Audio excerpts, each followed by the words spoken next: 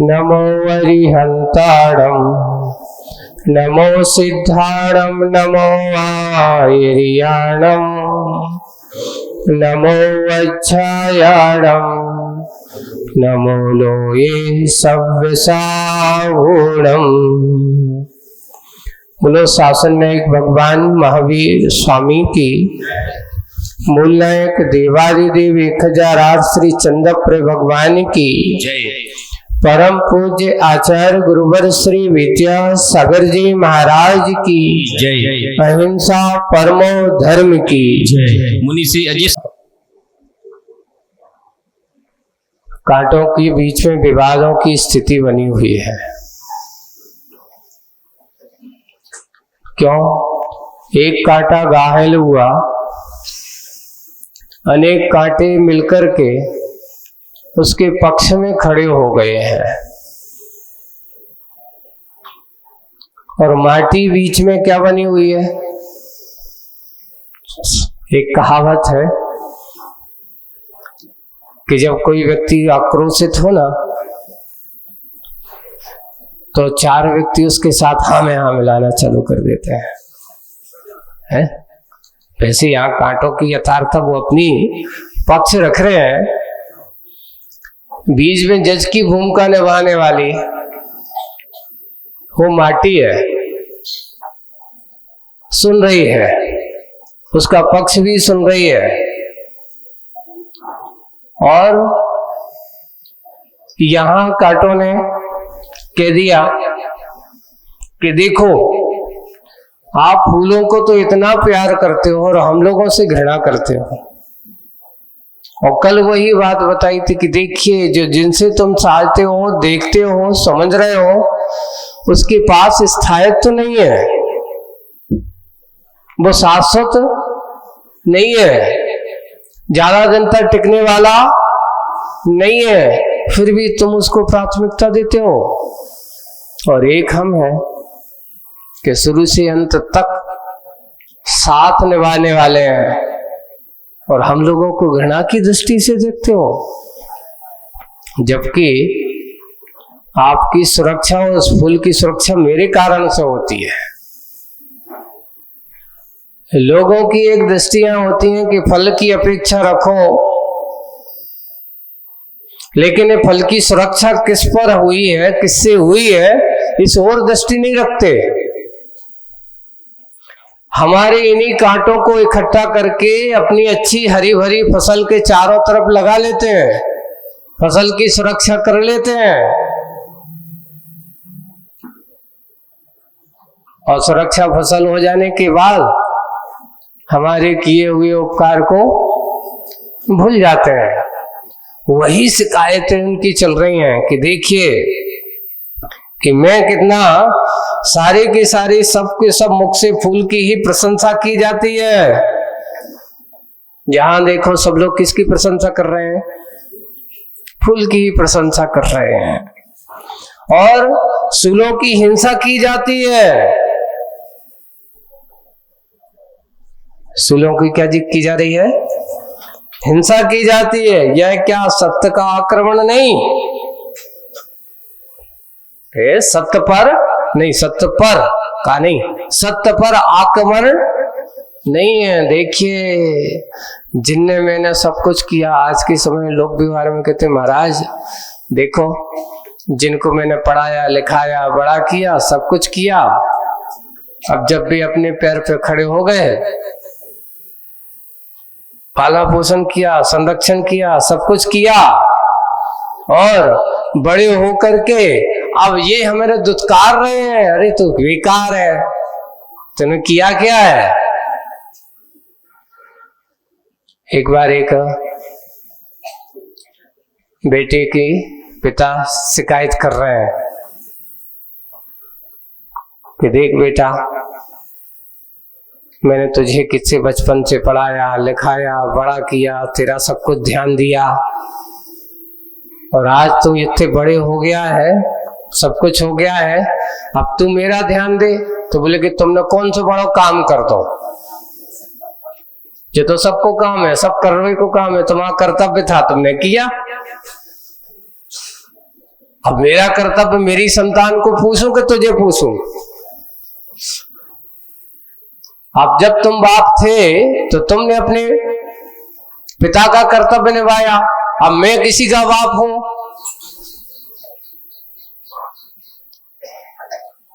तो मैं अपना दायित्व निभाऊं कि तुम्हारा दायित्व निभाऊं? तो भाई ये तो बताओ, क्या पिता के पुत्र के प्रति ही दायित्व होता है, पुत्र का पिता के प्रति दायित्व नहीं होता?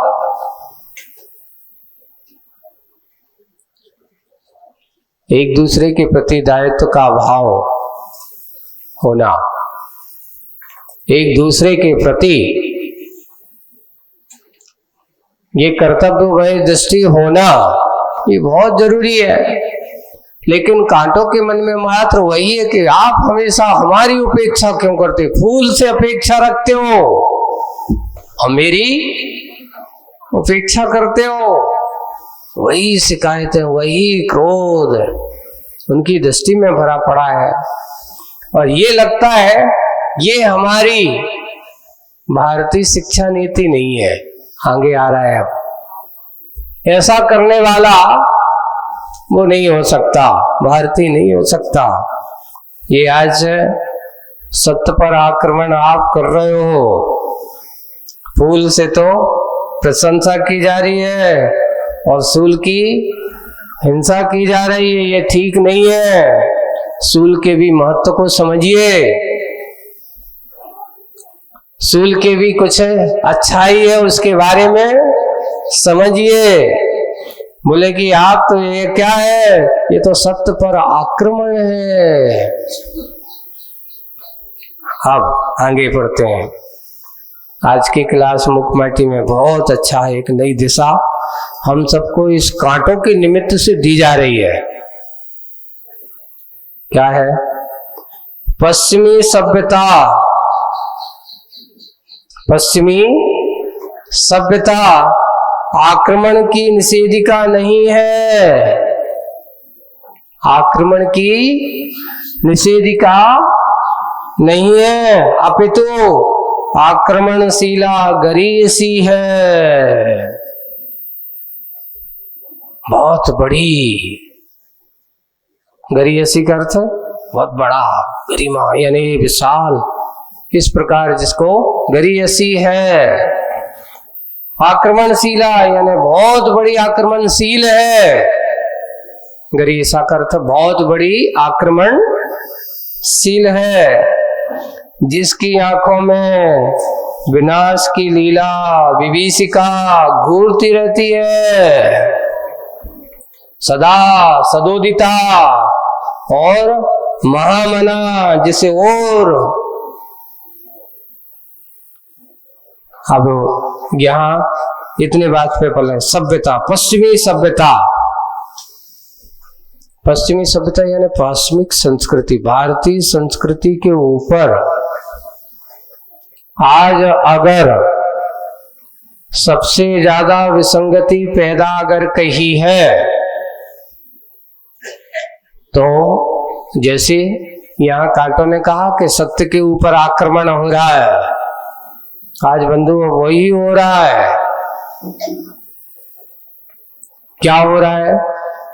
ये हो रहा है कि जो हमारी संस्कृति है, जो हमारी सभ्यता है, उस सभ्यता को हम भूलते चले जा रहे हैं। जो हमारी शिक्षा नीति थी उसको हम भूलते चले जा रहे हैं। जो हमारी संस्कार की परिणतियां जो हमें मिलती थी, वो आज हमारी संस्कार की परिणतियां इस प्रकार के कार्य हमारे छूटते चले जा रहे हैं। ये पश्चिमी सभ्यता का आक्रमण है।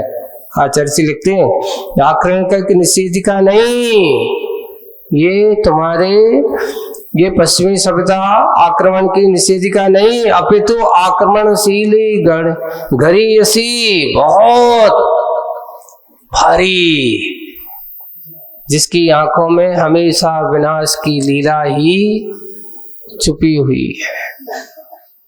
उन्हें विकास की लीला नहीं है। आज ये हो रहा है,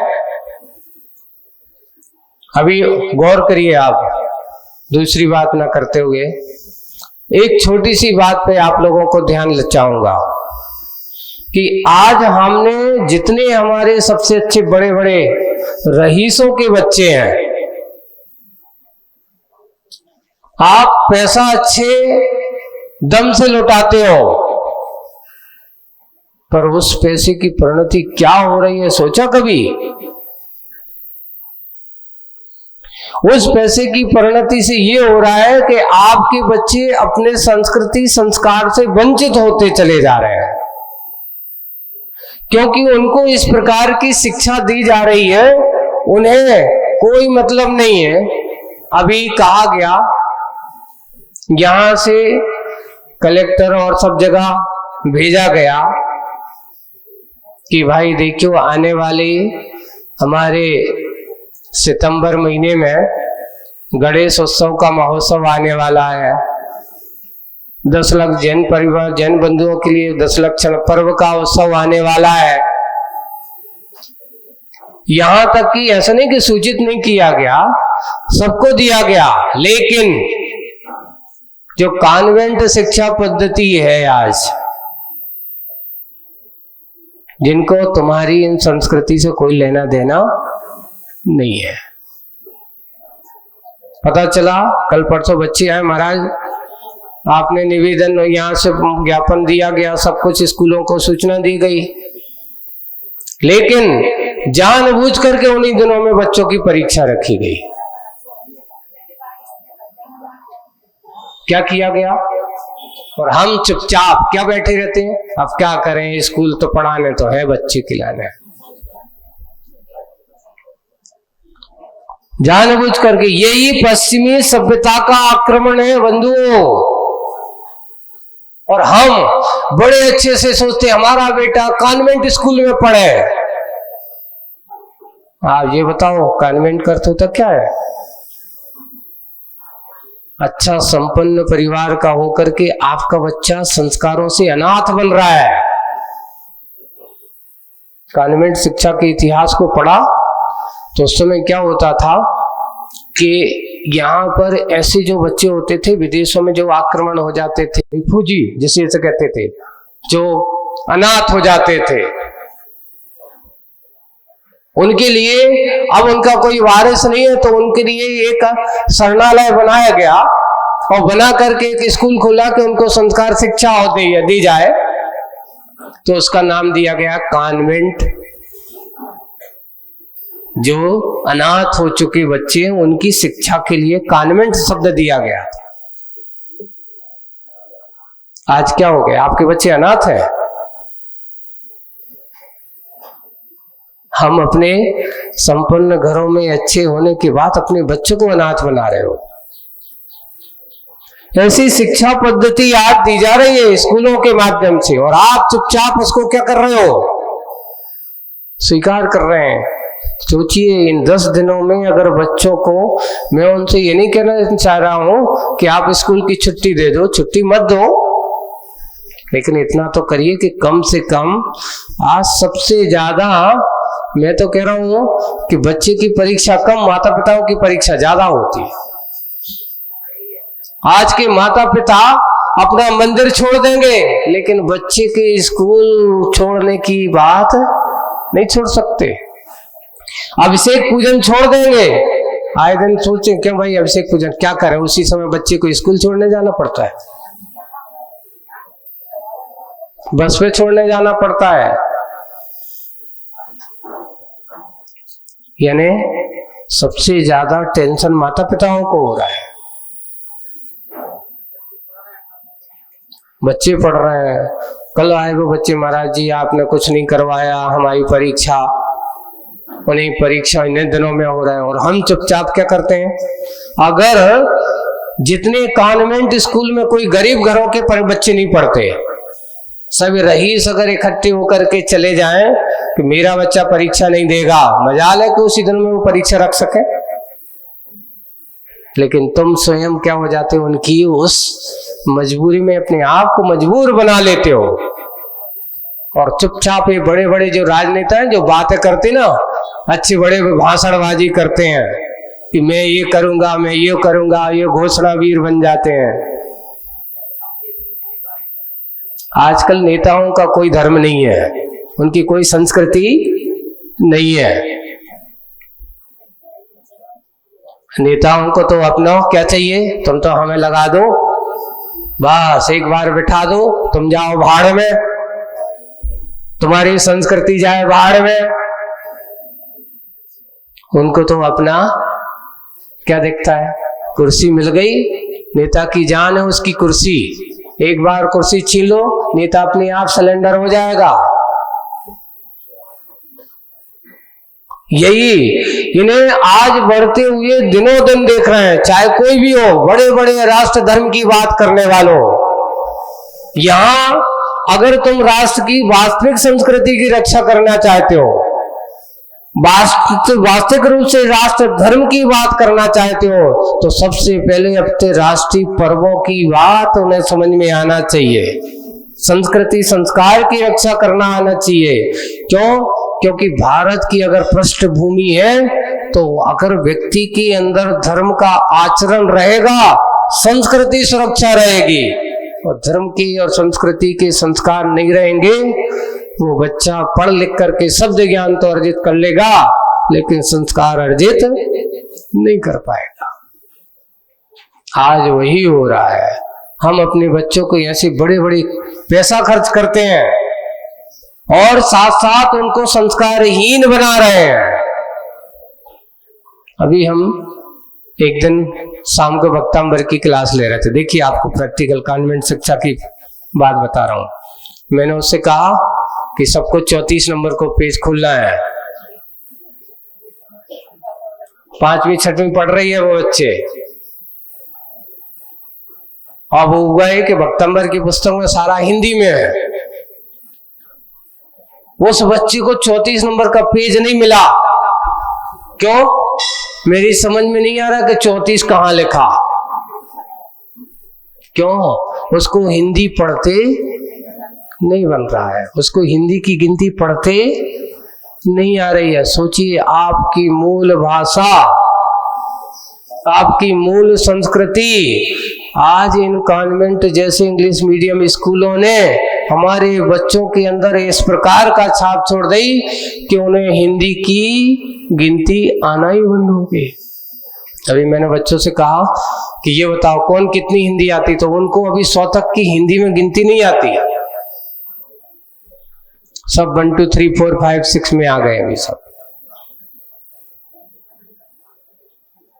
अगर आप ऐसी संस्कृति में जा रहे हो, लिखा है कि सबसे पहले हमारी शिक्षा उसकी अपनी मातृभाषा में होना चाहिए। मातृभाषा के बिना अगर तुम्हारी शिक्षा है, वो तुम्हारी संस्कृति, वो तुम्हारी सभ्यता के साथ हो ही नहीं सकती। इसलिए आज हमारे ऊपर पाश्चात्य संस्कृतियों का आक्रमण दिनों दिन बढ़ता चला जा रहा है, और हम उसको आक्रमण को क्या कर रहे हैं, झेलते जा रहे हैं।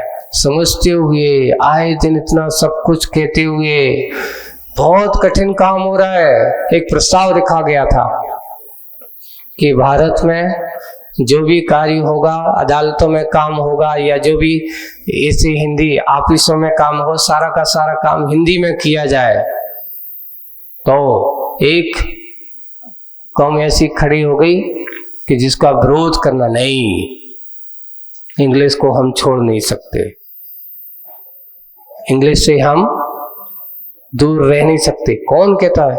इंग्लिश को इंग्लिश के रूप में ज्ञान कराइए, लेकिन मूल मातृभाषा की पहचान तो मातृभाषा में कराइए।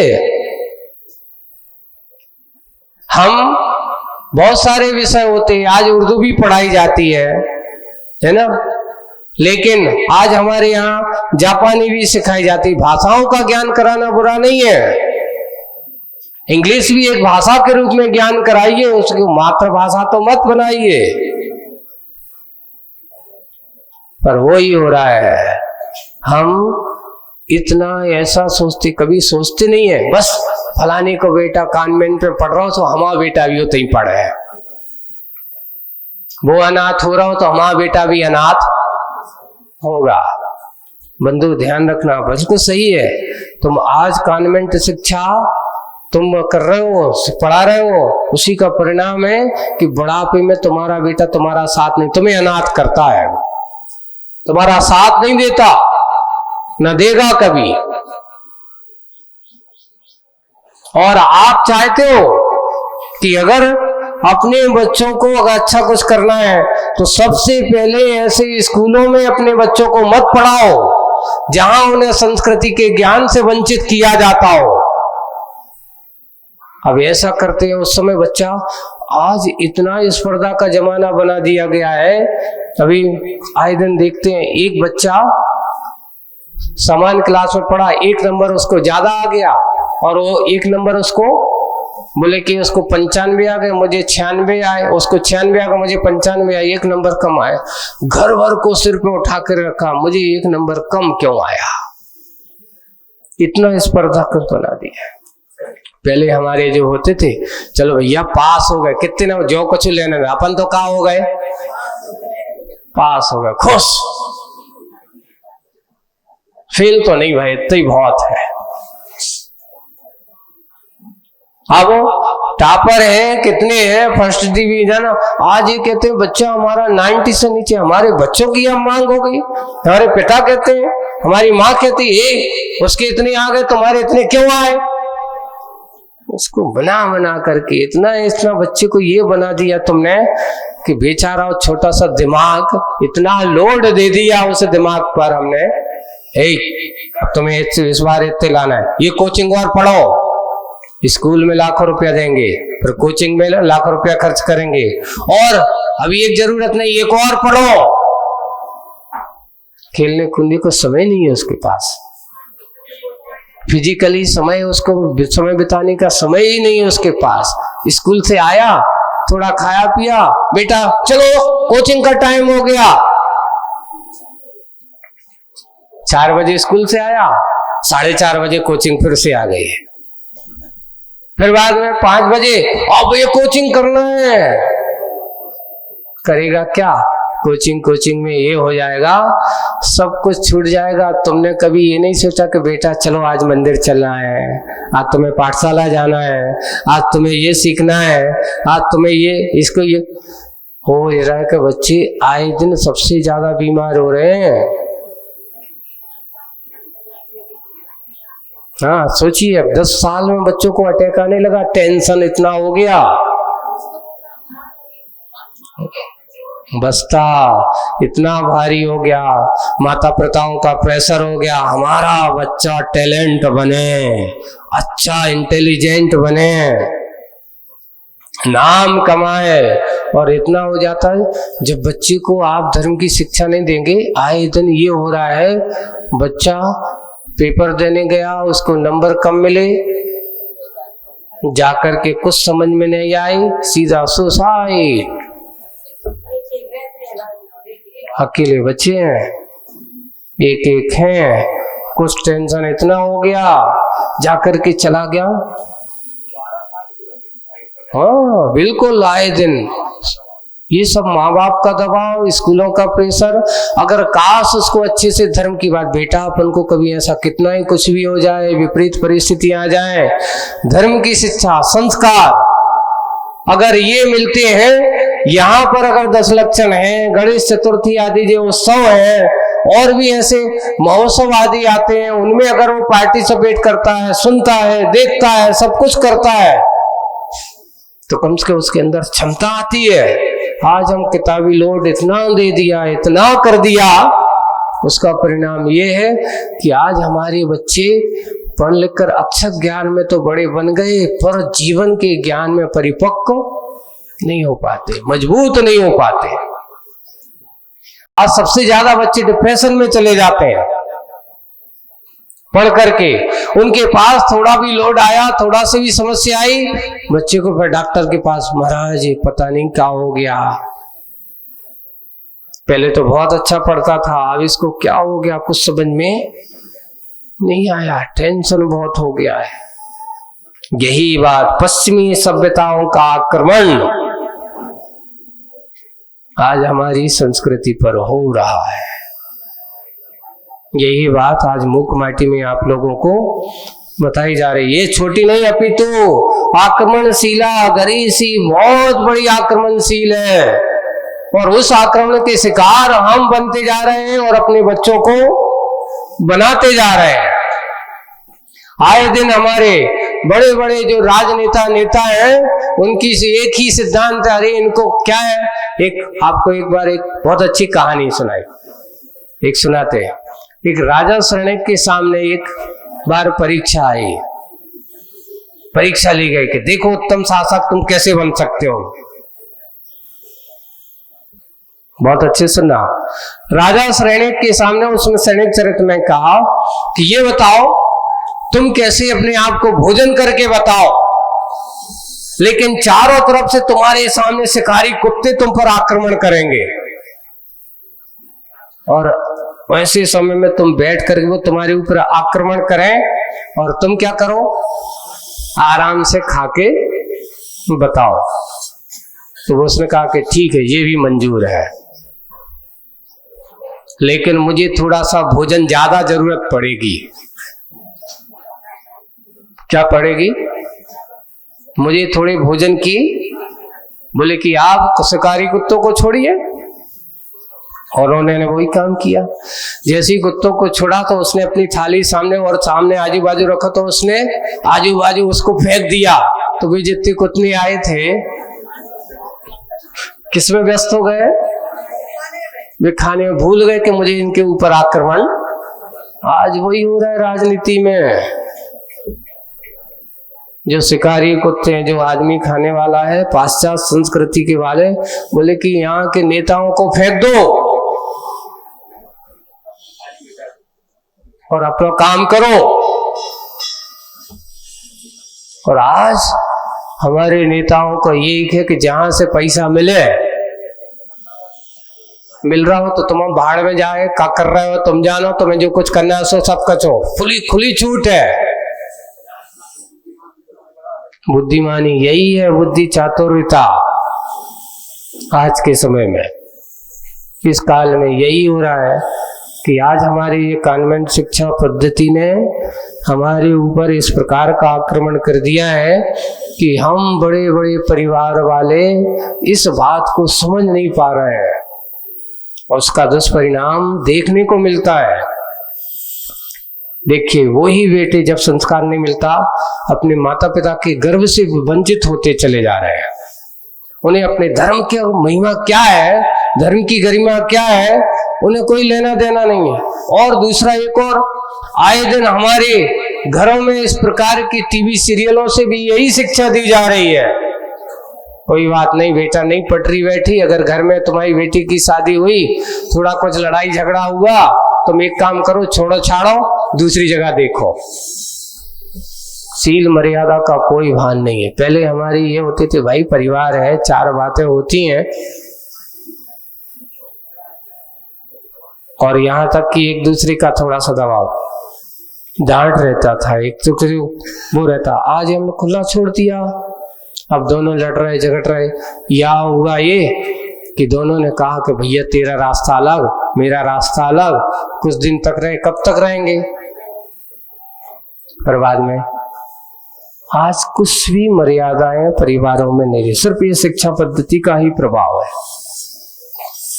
वही आक्रमणशीला गरीयसी, जिसकी आंखों में विनाश की लीला विभीषिका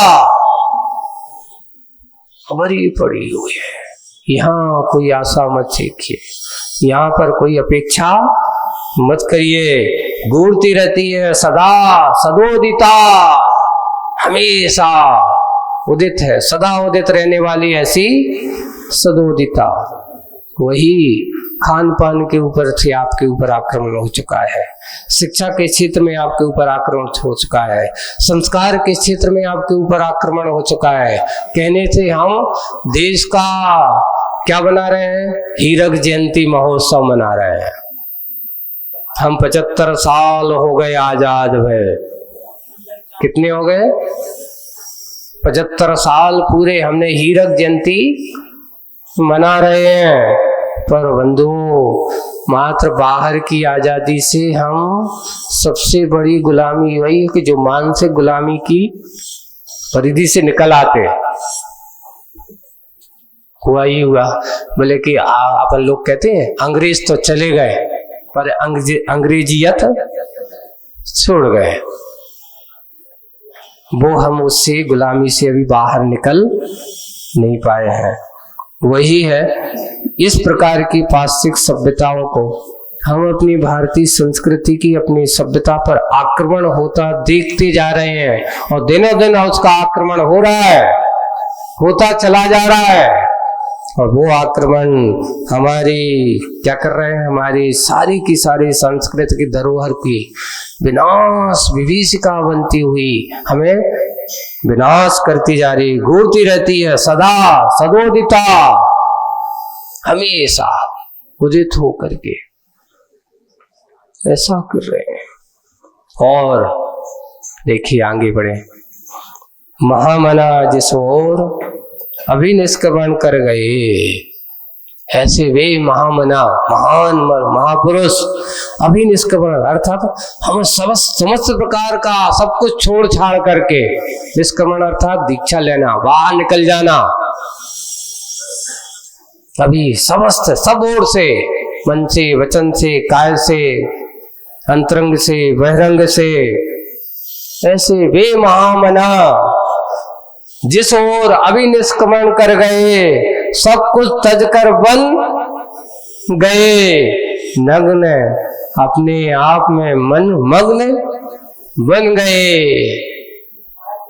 उसी ओर उन्हीं की अनुक्रमणिका निर्देशिका भारतीय संस्कृति है। ऐसे महापुरुषों की हमारी भारतीय संस्कृति, जिन्होंने जोड़ने पर विश्वास नहीं किया, किस पर विश्वास किया, छोड़ने पर। आज लोगों का विश्वास किस पर है, जोड़ने पर है। ये है महामनाओं की संस्कृति, हमारी भारतीय संस्कृति है, जो अपने आप को नग्नत्व दिगंबरत्व स्वीकार करके अपने आप में मग्न है। ऐसी हमारी संस्कृति है। उन्हीं की अनुक्रमणिका, उनके अनुसार चलने वाले निर्देशिका हमारी कौन सी संस्कृति है, भारतीय संस्कृति है, जो सुख शांति की प्रवेशिका है। यह जहाँ सुख भी है, शांति भी है, उसकी प्रवेशिका है यह। ऐसा ये बात सूलों के निमित्त से माटी के मुख से उन लोगों को, या ये कहो कांटों ने अपनी बात उनके ऊपर कही कि आप फूल पर ज्यादा बाहरी रंग रूप दिखावे पे भूल रहे हो। अरे कांटों के भी, तो उन कांटों ने अच्छे गुस्से में आकर के ये बात, सत्य बात भी कह दी है। अब सूलों की अर्चा होती है, इसलिए फूलों की चर्चा होती है, ये बात सही है। और फूल अर्चना की सामग्री अवश्य है।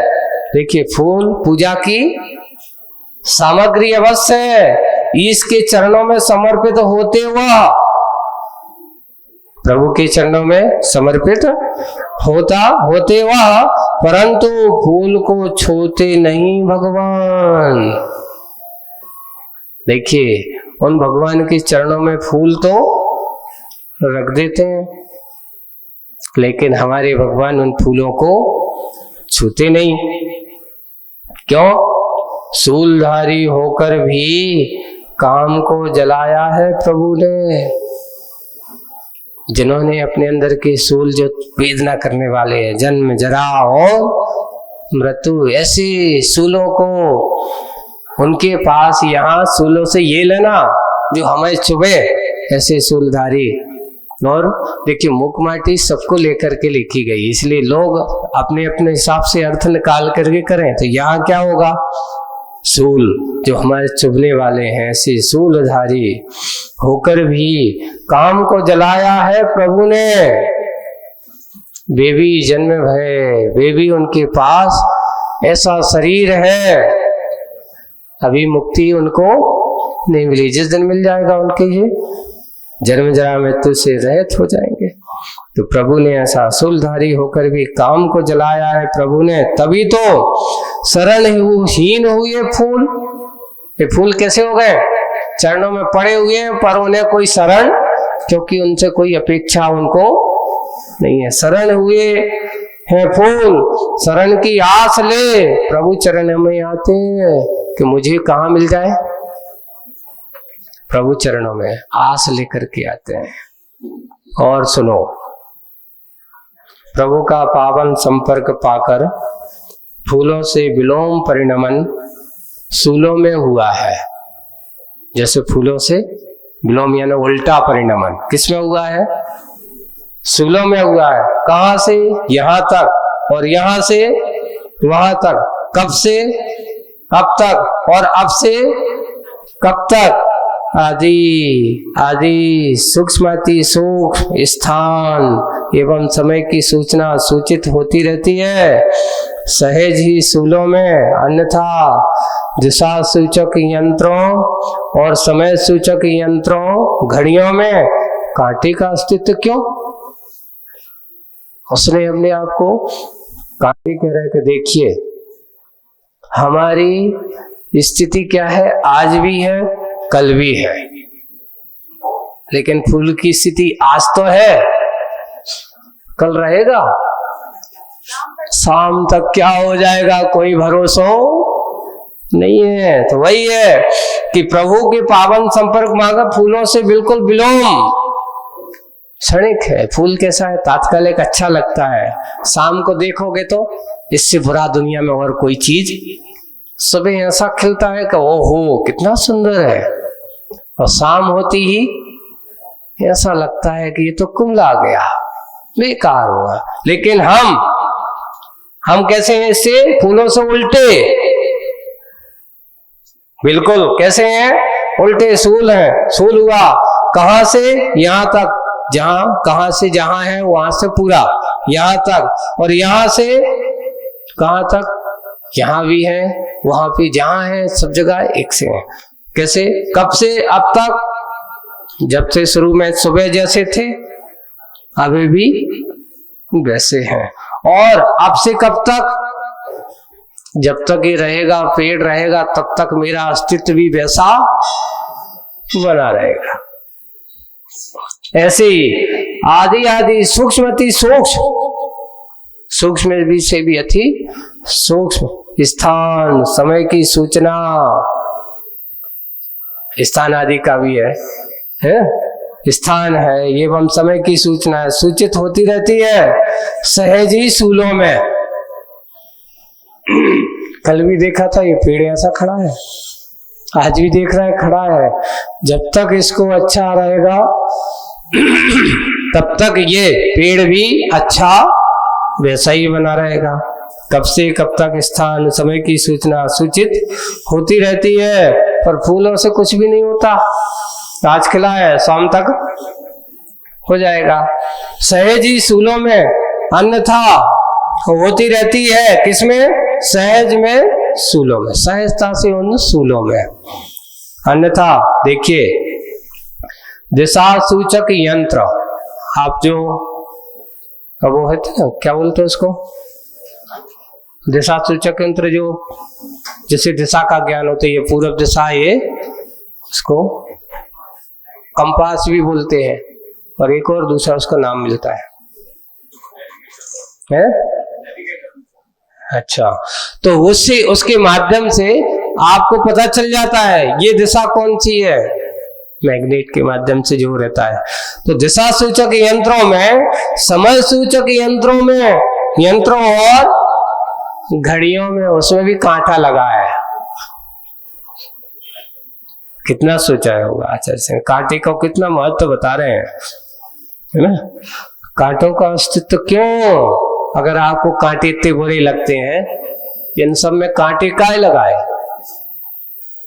यानी कांटे का महत्व तो है, कांटे की विशेषता तो है, तब तो इनमें कांटे लगाए। अगर महत्व नहीं होता तो कांटों को लगाते क्यों? इस बात को भी हमें नहीं भूलना है कि घन घमंड से भरे हुए घन यानी बहुत, सघन बहुत, यहाँ पे घन का क्या होता है? सघन। घन घमंड, बहुत घमंड से भरे हुए। उद्दंडों की उद्दंडता दूर करने दंड संहिता की व्यवस्था होती है। जो बहुत ज्यादा अभिमान से भरे होते हैं, घन घमंडों से भरे होते हैं, ऐसे उद्दंडों को दंडित करने के लिए क्या होती है? दंड संहिता होती है। और दंड संहिता, उद्दंडों की दंड संहिता व्यवस्था होती है। और शास्ता की शासन सैया फूलवती नहीं, जो शासन करने वाला है उसकी सैया फूलवती नहीं।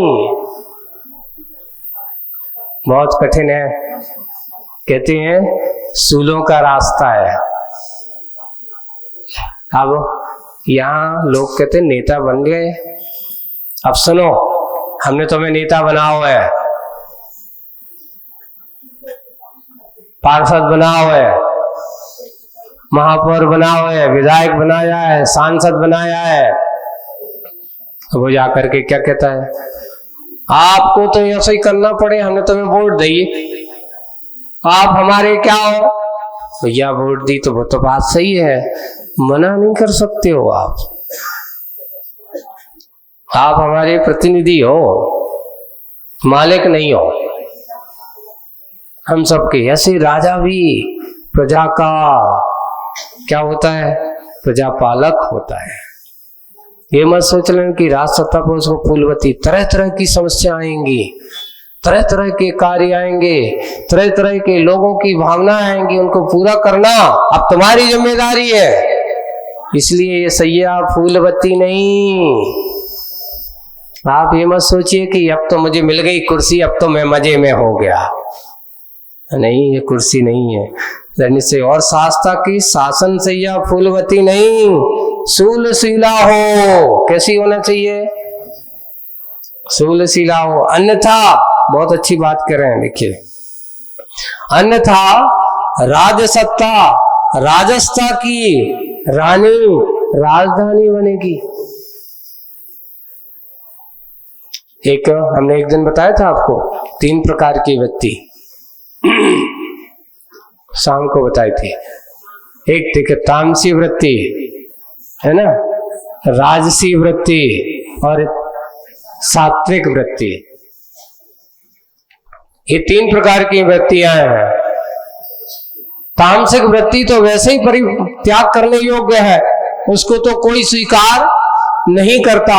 लेकिन राजसी वृत्ति, राजसत्ता पर रहने वालों को राजसी वृत्ति सुख का कारण नहीं हो सकती। वो उसको कहने को तो होता, मन में तो लगता है कि मैं राजा हूं, मैं मंत्री हूं, मैं ऐसा हूं, लेकिन जब वहां पर बैठो तरह तरह की बात, उनकी तरह तरह की कामनाएं, अपेक्षाएं, आकांक्षाएं लोगों की आती हैं, तो अपने यहाँ कहावत कहते सांप को पैर सांप ही को दिखात है। सांप के पैर किसको दिखाते हैं? सांप को ही दिखाते हैं। बंधुओं, यही है। कहने को तो बहुत आसान है कि विधायक बनना है, चुनाव लड़ना है, पता चल जाता बन तो जाओ, और बन के बाद फिर थपेड़े जब पड़ते हैं कि काहे तुमने ऐसी कही थी, कावो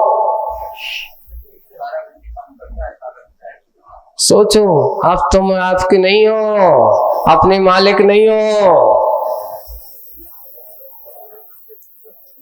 पड़ जाता है, जनता आके खड़ी हो जाती है, आपने हमारा नहीं करो, उनकी करत हो, हमारी नहीं सुनत हो। वो बैठा है, सुन रहा है वो तो।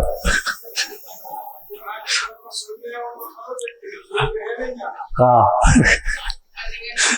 ऐसा ही तो सुन रहा है कि अब हमें मौका कम मिले, सुन देखो। हाँ ऐसे ही ये कल आता है जनता का फैसला, समझे। बैठने के बाद सब लोग यही कहते हैं, भैया जब जरूरत थी तो मांग में आ गए, जब हमारी जरूरत थी तो तुम बैठ गए घर में। राज सत्ता, इसलिए आचार्य लिख रहे हैं देखिए, दंडों को दंडित करना भी ये राजसत्ताओं का काम है, और दंडों को दंडित करना। ये शास्ता शासन सैया फूलवती नहीं। तुम सोच रहे हो कि अच्छे फूलों की सैया है, आराम से सोएंगे, ये फूलों की सैया नहीं, कांटों की, और कांट शूलशीला हो। जो ऐसा होता है वो आदमी कभी राज सत्ता का भागीदारी, जो फूलों में सोने के काम करता हो, तो जनता कह देते भैया इस बार तो धोखा खा गए, अगली बार धोखा खावे वारे, क्योंकि इनने करो का हमारे लिए लेकर के हमें बुद्धू बना दिया। इसलिए राज सत्ता फूलों की सैया नहीं है, शासता की शासन सैया फूलोवती नहीं, शूलशीला हो। कैसी होना चाहिए? जबनशीला हो। अन्यथा राजसत्ता राजस्ता की, यानी किसकी? राशि विषय भोगों की, ऐसी वो बन जाएगी, राजधानी बनेगी यह। इसलिए भोगों की राजसी सत्ता की राजधानी नहीं बनाना है, ऐसी उन कांटों से वे कह रहे हैं। इसलिए तो ऐसी नहीं बनेगी वह, ऐसा कह करके कांटों ने बहुत सारी बातें। इसलिए तो ऐसी शिल्पी की मति परिणति में परिवर्तन गति वांछित है, वे कांटे कह रहे हैं। किससे कह रहे हैं? माटी से सब मिल करके इकट्ठे। इसलिए तो ऐसी सब बात है, शिल्पी की मति परिणति में परिवर्तन गति वांछित है, बहुत परिवर्तन की जरूरत है, सही दिशा की ओर। क्योंकि इसने मेरे वंशज को क्या किया है? घायल किया है। मेरे कांटों को क्या किया है? घायल किया है। इसलिए गति वांछित से सही दिशा की ओर, और सत विक्षित कांटा हुआ। पुनः कहता है कम से कम शिल्पी इस भूल के लिए सूल से क्षमा याचना तो करे मां। इतना कर दिया है तो कम से कम क्या कर ले? क्षमा याचना तो कर ले। भैया इतनी गलती हो गई, ये तो कह दे। नहीं, आज ये हो रहा है कि गलती तो हो गई, पर गलती को गलती स्वीकार कर ले तो हमारी बेइज्जती हो जाएगी। अगर हमने कह दी कि भैया गलती हो गई, अब क्षमा कर दो, ये तो भैया सबके सामने, अब क्या करें? सामने दिख रहा है, आज के समय में देख रहा हूं कुछ लोगों को एक है, आग लगा दो, देखते माहौल कैसा बन रहा है। अभी नहीं, अभी रुक जाओ, थोड़ी चोर इकट्ठी होने, आग बनना दो। पर बाद में देखा कि हाँ माहौल अच्छा गर्म हो गया है ना? अब माहौल गर्म हो गया है तो अब क्या करें? अब धीरे से अब नेताजी जाएंगे, क्या करेंगे? भैया अरे तो बहुत गलत हुआ है, ऐसा हो गया है, वैसा हो गया है। ऐसा ही है। देखो एक बार एक बहुत अच्छा बोले कि नेता कैसा बनता है, नेता बनने के गुण क्या है? तो बोले कि देखो आपको एक माहौल बनाते हैं। एक व्यक्ति था जिसने सोचा कि यार आप मोहल्ला वालों को क्या करना है, अपना थोड़ा सा अच्छा प्रभाव दिखाना है। तो एक पड़ोसी के घर के सामने से नाली बह रही थी, तो सुबह सुबह गाँव अंधेरे में एक बड़ा पत्थरा रखे आओ ओके घर के सामने। क्या कर दिया? उस नाली में पत्थर रख दिया। अब हुआ है कि पत्थर रख देने से पूरा का पूरा और बाजू वाले पड़ोसी को काम लग रहा हो तो घर को, तो अब हुआ ये कि पड़ोसी को काम लगा तो को घर कोई पत्थर था, नाली बंद हो गई। अब वो के घर के सामने से पूरा, जबकि वो को पत्थर वो को गिरा नहीं था, रखा किसने था? जिसको नेता बनना है उसने।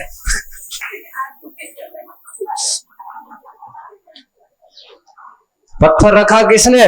उसने रख दिया। अब लड़ाई झगड़ा हो गया दोनों में। तुम्हारे घर को पत्थर यहां पड़ा आज मेरे घर के सामने से, चाहता तो उठा के वो क्या कर सकता था? नहीं, तुम्हारे घर को पत्थर। अब चिल्ला रहा है कौन?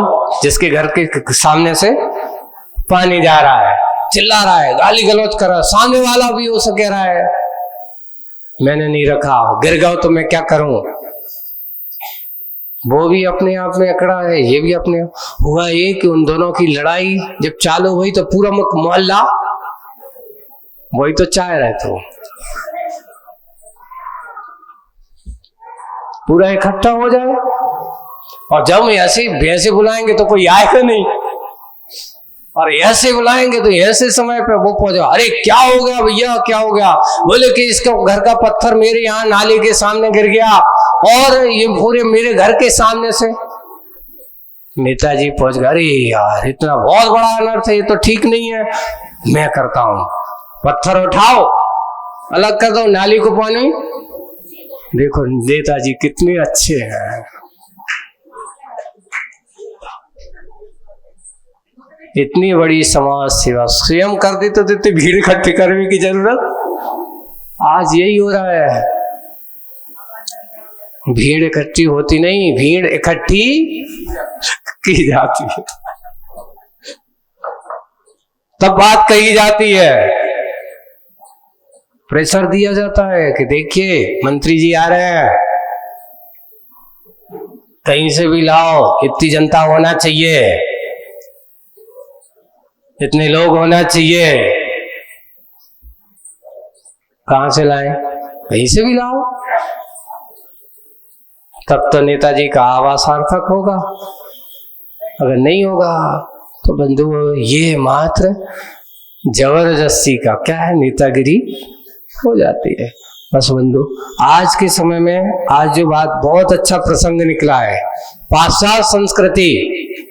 शुरुआत से देखिए आचार्य जी आज की मुखपाटी में कि धीरे धीरे आज हमारे दिमागों पर पाश्चात्य संस्कृति शिक्षा के क्षेत्र में हमारे ऊपर आक्रमण कर चुकी है, संस्कारों के क्षेत्र पर आक्रमण कर चुकी है, खान पान के क्षेत्र में आज आक्रमण कर चुकी है।